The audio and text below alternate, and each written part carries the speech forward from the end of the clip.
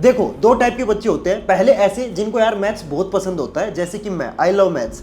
And वहीं पे दूसरे टाइप के ऐसे भी बच्चे होते हैं जिनको ना यार मैथ के नाम से भी डर लगता है। और डर लगने का सबसे बड़ा कारण ये है कि जब वो क्वेश्चन सोल्व करने बैठते हैं ना, उनसे क्वेश्चन सोल्व नहीं होते। कई बच्चों को तो ना यार क्वेश्चन की स्टेटमेंट पढ़ने के बाद पता नहीं चलता कि भाई इस क्वेश्चन में करना क्या है। बहुत सारे बच्चे ये सेम प्रॉब्लम फेस कर रहे हैं। तो आज की इस वीडियो के अंदर मैं यही बताने वाला हूं कि कैसे हम मैथ्स की सभी प्रॉब्लम्स के साथ डील कर सकते हैं और आखिर हम मैथ्स को कैसे पढ़े ताकि हम मैथ्स के अंदर अच्छे नंबर स्कोर कर सके। तो प्लीज यार वीडियो को एंड तक देखना, वीडियो बहुत इंपॉर्टेंट होने वाली है। इस वीडियो के अंदर मैं जितनी भी चीजें आपको बताने वाला हूं ना, सभी की सभी बहुत इंपॉर्टेंट है और ये वीडियो इतना दम रखती है कि तुम्हारे मार्क्स को 35 से 95 में कन्वर्ट कर सकती है। तो प्लीज प्लीज प्लीज वीडियो को एंड तक देखना। तो चलो यार वीडियो को शुरू करते हैं। तो इस वीडियो को मैंने 3 पार्ट्स में डिवाइड किया है। सबसे पहले मैं बताऊंगा कि आखिर हम मैथ्स को पढ़ना शुरू कैसे करें, क्योंकि मैं देखता हूं बहुत सारे बच्चों को तो ना मतलब शुरुआत करने से भी डर लगता है। उनको तो पता ही नहीं है कि यार मैथ्स को पढ़ना शुरू कैसे करते हैं। तो पहले पार्ट में मैं आपको बताऊंगा कि हाउ टू स्टार्ट, कि मैथ को पढ़ना शुरू कैसे करना है। सेकंड पार्ट में मैं बताऊंगा कि आपको क्वेश्चन सोल्व कैसे करने हैं। ठीक है, बहुत सारे बच्चों को सही तरीका ही नहीं पता है कि क्वेश्चन को आखिर सोल्व कैसे करते हैं। तो सेकंड पार्ट में मैं बताऊंगा आपको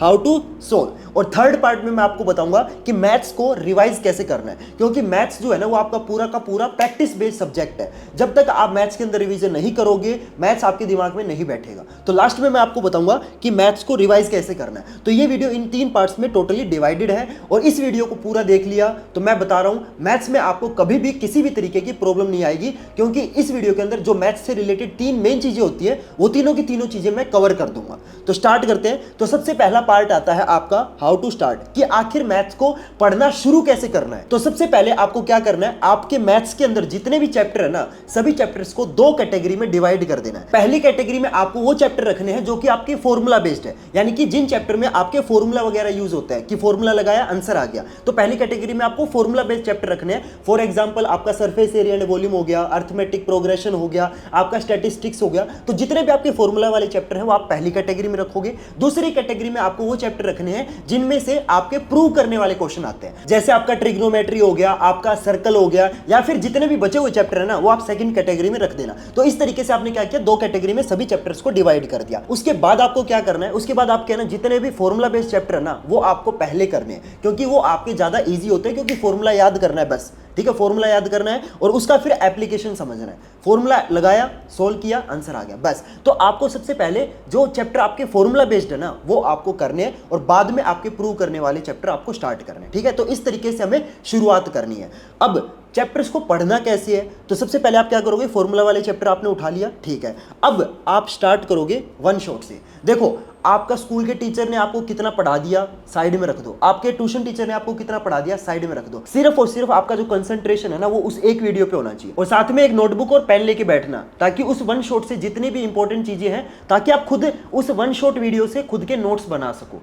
क्लियर, समझ में आया। जब तक आपका वो वन शॉट पूरा ना हो जाए तब तक आपको एनसीईआरटी को टच नहीं करना है। सबसे पहला फोकस हमारा उस वन शॉट वीडियो को समझना है, कंसेप्ट समझना है, एनसीईआरटी मत उठाना। मैं देखता हूं बहुत सारे बच्चे की यही सबसे बड़ी गलती होती है कि वो ना थोड़ा सा सीख लिया, थोड़ा सा कुछ चैप्टर समझ आने लगा, वो डायरेक्ट क्वेश्चन सोल्व करना स्टार्ट कर देते हैं। ये गलती नहीं करनी है। आपको सबसे पहले वन शॉट पूरा होने का वेट करना है। पूरा वन शॉट देख लिया, उसके बाद आपको क्या करना है, वन शॉट देखने के बाद आपको एनसीईआरटी बुक को हाथ लगाना है। जब तक वन शॉट पूरा नहीं होगा तब तक एनसीईआरटी हाथ मत लगाना, ठीक है। अब वन शॉट हो गया, इसके बाद आपको एनसीईआरटी के जो एग्जाम्पल्स है ना वो खुद से सोल्व करने की ट्राई करनी है।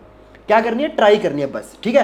ट्राई करो, क्योंकि देखो एग्जांपल है ना कंपेयर टू क्वेश्चंस इजी होते हैं और एग्जांपल्स में ना ऑलरेडी आंसर्स गिवन होते हैं, राइट। जो बुक में एग्जांपल होते हैं वो ऑलरेडी सोल्व होते हैं, तो आपको ना आंसर्स के लिए इधर उधर भटकने की जरूरत नहीं पड़ेगी। तो क्या करना है, वन शॉट देखने के बाद एग्जांपल्स को खुद से सोल्व करने की ट्राई करनी है। फिर एग्जाम्पल होने के बाद आपको एक्सरसाइज पे जाना है।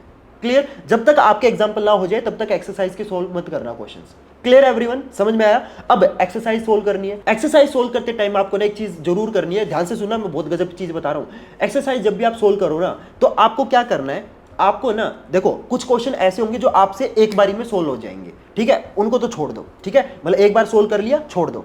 फिर कुछ क्वेश्चन ऐसे होंगे जो आपसे ना मतलब थोड़े से ट्रिकी होंगे, मतलब सोल्व तो हो जाएंगे लेकिन थोड़ा सा ना मुश्किल आएगी सोल्व करने में। उन क्वेश्चंस को क्या करना है, उन क्वेश्चंस पे ना सर्कल लगा देना है, ठीक है। और फिर उस एक्सरसाइज में कुछ क्वेश्चन ऐसे भी होंगे जो आपसे बिल्कुल सोल्व नहीं होंगे, उनको क्या करना है, उन पे स्टार मार्क लगा देना।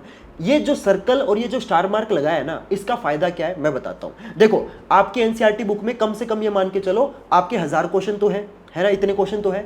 तो जब आपके पेपर बिल्कुल सर के ऊपर आ जाएंगे तो क्या आप रिवीजन के लिए सारे क्वेश्चंस दोबारा सोल्व करोगे, उन 1000 क्वेश्चन को दोबारा सोल्व करोगे? नहीं ना, पेपर के टाइम में आपके पास इतना टाइम नहीं होगा। तो उस टाइम जो आपने ये स्टार मार्क और ये जो सर्कल मार्क लगाए है ना, ये उस टाइम आपकी बहुत हेल्प करेंगे, क्योंकि उन मार्क से है ना आपको पता चल जाएगा कि भाई इस पे सर्कल मार्क लगा हुआ है, ये क्वेश्चन है ना थोड़ा सा ट्रिकी है। तो पेपर के टाइम आप सिर्फ सर्कल और स्टार मार्क वाले जो क्वेश्चन है सिर्फ उनकी रिवीजन कर लेना। क्लियर? तो ये बहुत ही गजब चीज बता रहा हूं, ठीक है, क्योंकि ये अभी के टाइम आप ये स्टार मार्क और सर्कल वाली जो चीजें ये अभी कर सकते हो, पेपर के टाइम नहीं कर पाओगे, ठीक है। तो अभी से ये स्टार्ट कर दो। Clear everyone? जब आपकी एनसीईआरटी पूरी अच्छे से हो जाए उसके बाद आपको ना क्वेश्चन बैंक सोल्व करना है। देखो बहुत सारे बच्चे हैं ना पीयर प्रेशर में आके, टीचर ने बोल दिया कि आर डी शर्मा करनी है, ट्यूशन टीचर ने बोल दिया RS अग्रवाल करनी है, घर वाले बोल रहे हैं कि एक्स्ट्रा बुक करो, किसी का भी प्रेशर नहीं लेना है। जब तक एनसीईआरटी आपको बिल्कुल ऐसे फिंगर टिप्स पे समझ ना आ जाए ना, बिल्कुल ऐसा ना हो जाए ना कि यार कहीं से भी कुछ भी आ जाए एनसीईआरटी का मैं सोल्व कर लूंगा, जब तक आपके अंदर इतना कॉन्फिडेंस ना आए ना, तब तक RD शर्मा या RS अग्रवाल कोई भी बुक टच मत करना। और एक और मैं गजब की चीज बता रहा हूं, कोई नहीं बताएगा ये चीज, ठीक है, कोई नहीं बताएगा, ध्यान से सुनना।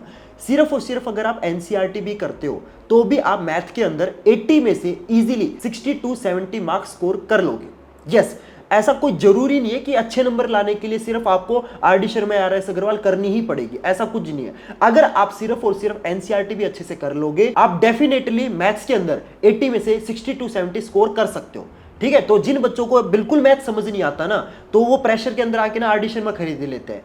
नहीं, आपका पहला मेन गोल क्या होना चाहिए? एनसीईआरटी अच्छे से करनी है।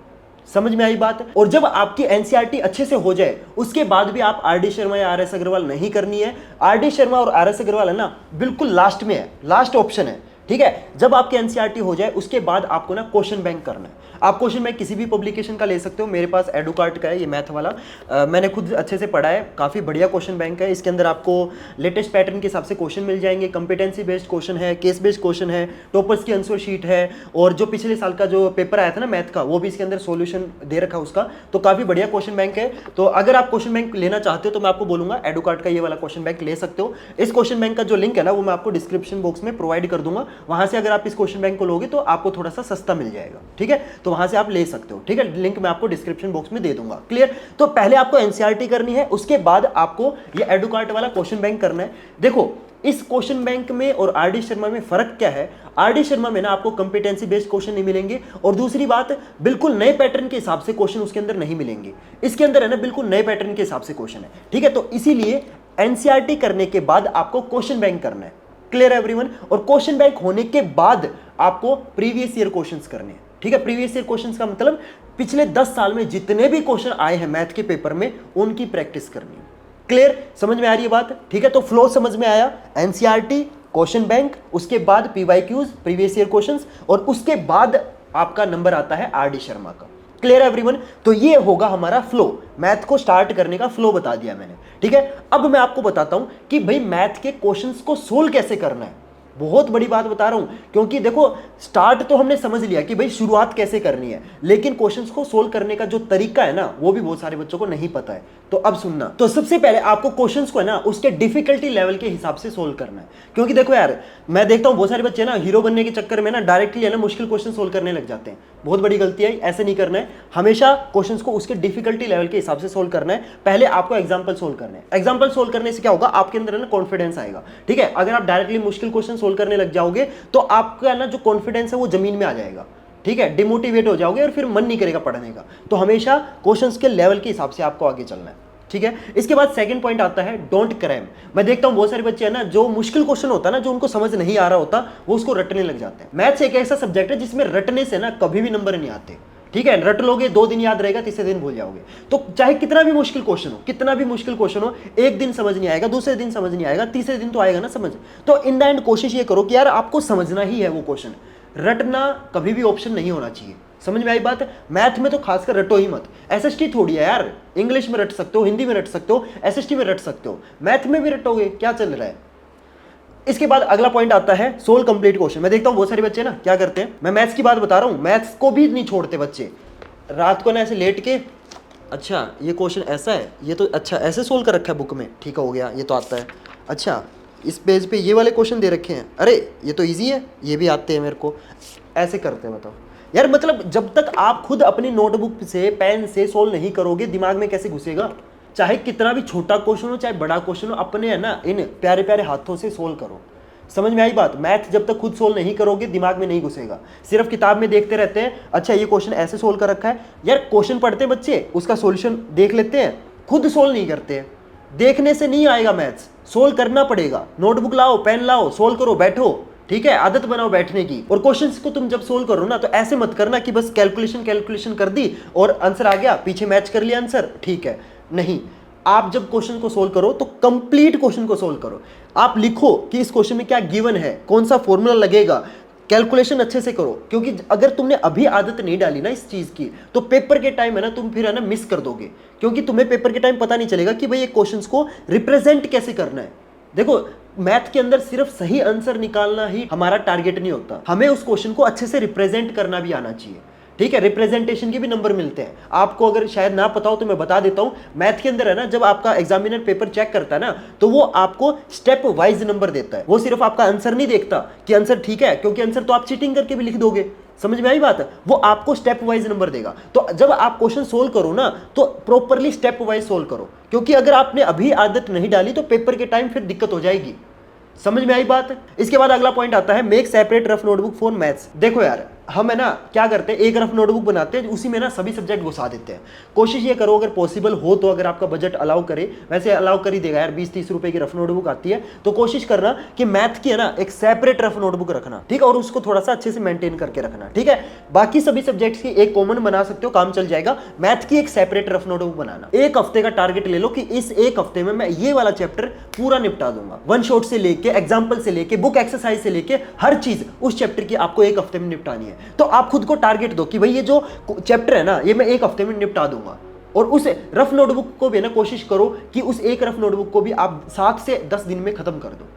समझ में आई बात? इसके बाद यार आपका आखिरी पार्ट आता है हाउ टू रिवाइज। तो रिवीजन में सबसे पहला स्टेप आपका क्या होना चाहिए? आपको ना फॉर्मूला शीट बनानी है। यस, फॉर्मूला शीट आपको बनानी पड़ेगी। आपको क्या करना है, आपको ना एक पेज लेना है, उस पेज के ऊपर जितने भी आपके चैप्टर्स के जो मेन फॉर्मूले है ना, या जो मेन पॉइंट है, वो उस एक पेपर पे लिख लो। और जहां पे आप बैठ के पढ़ते हो ना उसके आसपास चिपका दो बस, ताकि आपको अगर वो डेली वो पेज दिखेगा ना तो ना चाहते हुए भी वो जो फॉर्मूले वो आपको याद हो जाएंगे, क्योंकि वो आपको डेली दिख रहे हैं। और जो चीज आपको डेली दिखती है ना वो आपको याद हो जाती है। और अगर तुम्हें यार फॉर्मूला शीट नहीं बना सकते तो कोई बात नहीं, टेंशन मत लो, मैं तुम्हें फॉर्मूला शीट प्रोवाइड कर दूंगा। सिंपल आपको क्या करना है, आपको ना डिस्क्रिप्शन में मैं टेलीग्राम चैनल का लिंक दे दूंगा, उस टेलीग्राम चैनल को ज्वाइन कर लो। वो मेरा टेलीग्राम चैनल है, उसके अंदर मैं आपको फॉर्मूला शीट प्रोवाइड कर दूंगा, ठीक है? टेलीग्राम चैनल का जो लिंक है वो डिस्क्रिप्शन में मिल जाएगा। I will provide you one of the best formula sheet.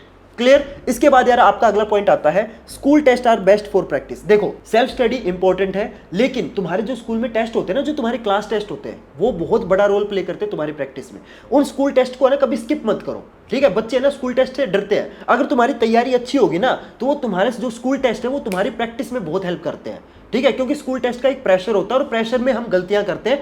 अभी की हुई गलती सुधारी जा सकती है, पेपर में की हुई गलती सुधारी नहीं जा सकती। तो जितनी गलतियां करनी है अभी कर लो, स्कूल टेस्ट में कर लो, क्लास टेस्ट में कर लो, जितनी गलतियां करनी है कर लो, प्री बोर्ड में कर लो, ठीक है? पेपर के टाइम गलती नहीं करनी है। समझ में आई बात? तो आपको हर स्कूल टेस्ट अच्छे से अटेंड करना है और कोशिश करना कि हर स्कूल टेस्ट के अंदर आप अच्छे नंबर लेके आओ। समझ में आई बात? इसके बाद आपका आखिरी पॉइंट आता है, और इस वीडियो का भी आखिरी पॉइंट है, जो कि मैं ऑलरेडी आपको स्टार्टिंग में बता चुका हूं।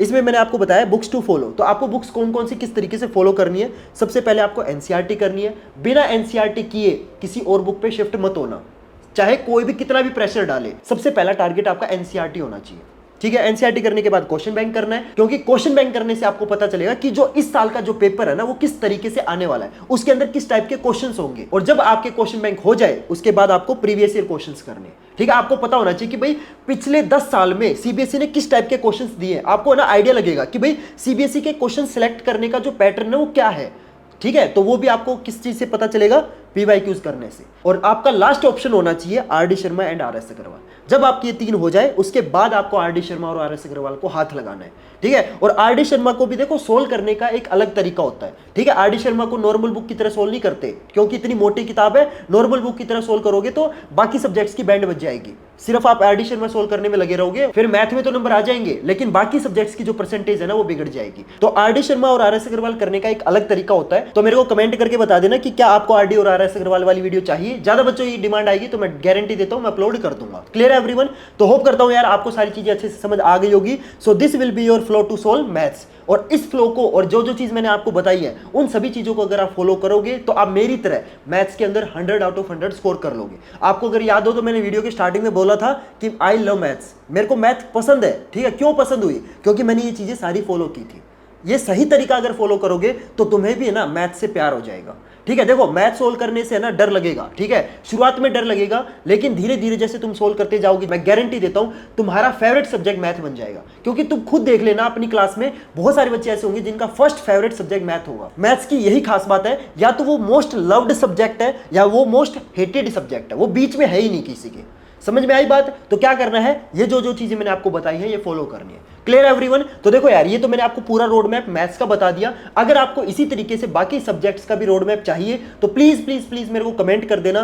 साइंस का, हिंदी का, इंग्लिश का, SST का, हर सब्जेक्ट का जो रोड मैप है ना वो मैं आपको प्रोवाइड कर दूंगा। तो प्लीज मेरे को कमेंट कर देना। जिस सब्जेक्ट की सबसे ज्यादा डिमांड आएगी ना सबसे पहले मैं उसी सब्जेक्ट का जो रोड मैप है वो अपलोड कर दूंगा। Clear everyone? तो होप करता हूं यार ये वीडियो आपको अच्छे से समझ आ गई होगी। जो जो चीजें मैंने आपको बताई है वो आप प्लीज फॉलो कर लेना। और जाते जाते यार प्लीज इस वीडियो को अपने फ्रेंड्स और क्लासमेट के साथ जरूर शेयर कर देना। और अगर वीडियो को लाइक नहीं किया तो अभी जल्दी से वीडियो को लाइक कर दो। और इसी टाइप की वीडियोस के लिए आप हमारे चैनल को सब्सक्राइब कर सकते हो, क्योंकि मैं इस चैनल के ऊपर इसी टाइप की जो वीडियोस है वो रेगुलरली अपलोड करता रहता हूं। ठीक है, तो चलो गाइस मिलते हैं फिर अगले वीडियो में नए टॉपिक के साथ। तब तक के लिए goodbye and have a nice day.